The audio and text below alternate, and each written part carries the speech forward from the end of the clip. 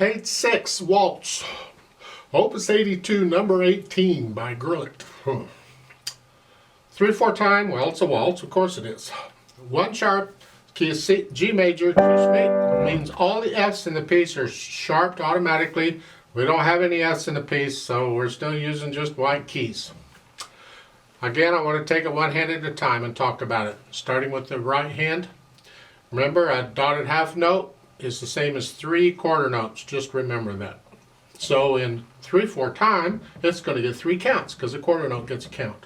Well, that's handy because the beat has 3 beats in it. So I can put one of these in every beat and I'm good to go. And then the last measure, the first line, you have a rest on beat 1. So it's 1, 2, 3, 1. So you have to watch out because you got some rests in here in the right hand. That's really about all I had to point out. I mean, you're in G position the whole time. You're just using these notes. Okay. Left hand, you're down here at this G position. And they're quarter notes. 1, 2, 3, 1, 2, 3, 1. Isn't this fun? Oh boy, having a ball now. Second line, that's an A. Third line, it's a B. Now third line, watch it switched. You got 2 measures with a B, and then an A. The next line, it's a G.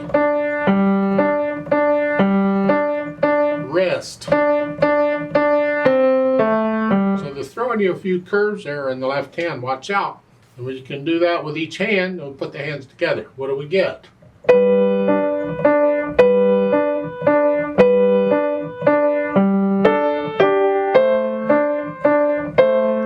Make sure you can play these. You may hesitate occasionally. That's okay, but work out those spots and get rid of those hesitations because that beat has to be steady. It doesn't matter how fast you go. You can go as slow as you need to go. Go real slow. If you need to, it's okay. Everybody's different. And you can speed it up later. Let's go down to the last line on page A6. You're here. Rest. 1. So that A is tied there in the right hand. You're going to hold that down for both measures as you play this in the left hand. Here, and then go to the top of page 7. Let's look at this. You're up here. 1, 2. And again, that G is tied in the right hand. You're going to hold that down for 2 measures. Don't play it again. And when you can get that, then we can go out and add these slurs. In the right hand, connect these B's as best you can. And then you have a rest, lift up and connect this. Basically what you're doing is you're playing this right hand all legato except for the rests. So that's really what it ends up. Just connect it and lift up on the rest until you get to the bottom. Last line on page 6, at the end you have this A. The repeat sign sends you back to the beginning, the top of the page where you have a B. Here you lift up. There, because there's no rest there. So you lift up. So the last 2 measures at the bottom going back to the top. Here. I suggest you connect the left hand. They're sounding separate.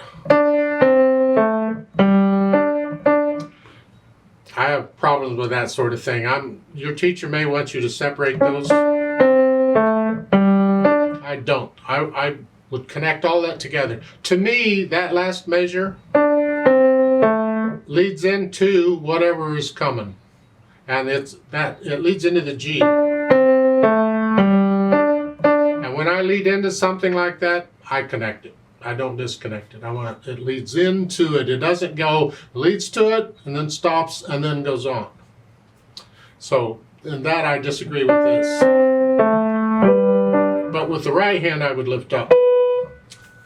If the right hand had a lead in, some notes in there that led into it, then I would connect it there, but not. When you get top page 7, here, lift up, here. Actually, here both hands come up because you have a rest in the left hand, but you want that separation of the slurs between the right here.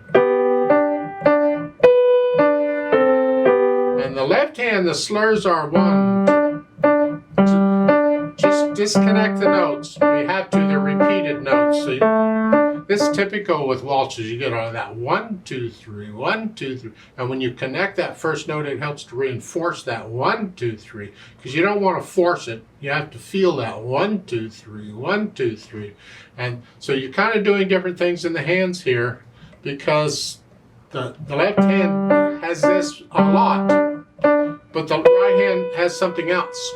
So work out so your slurs in each hand are accurate, because they're different. Then when you can get that worked out, then try adding the dynamics. Well, it's soft at the beginning. The P, that's the right hand. The left hand has to be very soft. We want to hear the right hand. Then at the end of the line, you crescendo a little bit. So moderately soft, not much. A little crescendo again to moderately loud. Now the dim there in the third line, second measure, diminuendo means get softer.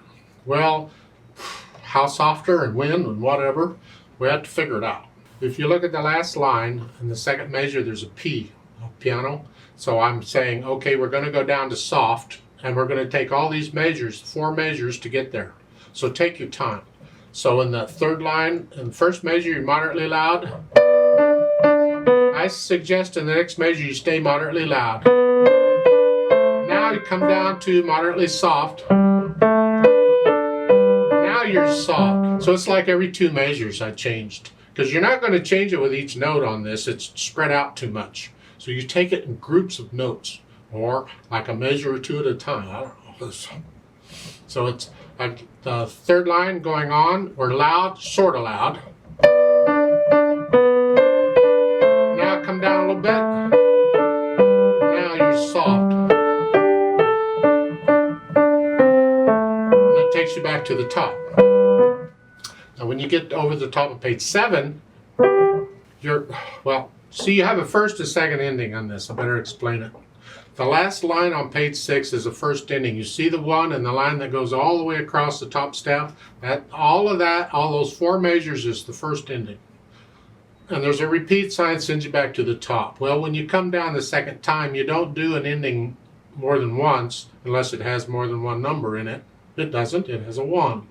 So when you finish the third line, you immediately go to the second ending. And that's at the top of page 7.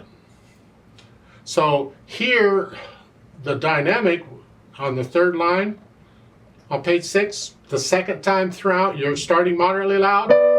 Then you come down to moderately soft, but immediately go to the top page 7. Now you're soft. So the dynamics is going to work the same way about every 2 measures. Just when you finish the third line on page 6, immediately go to page 7. So it's like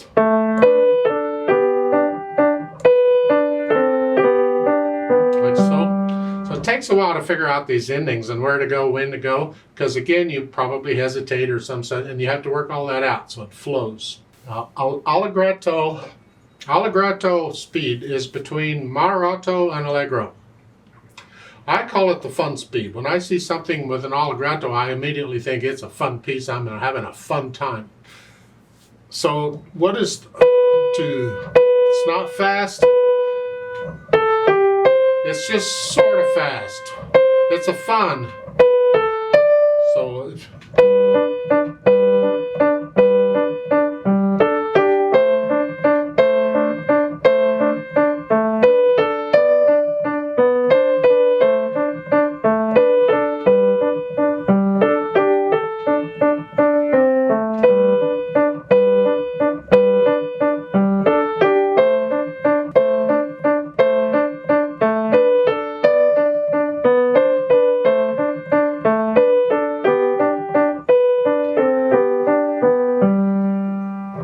my impression of it. Please don't copy me. You play it, and then after you've learned it, if you want to compare it, that's fine. But make it yours, not mine. I'd like to play this with you very slowly to double check the notes and the rhythms. I'm not going to do the dynamics, but I am going to do the repeats. So we'll do the whole thing through. So go ahead, let's try that. I'll give us 3 counts. 1, ready, go.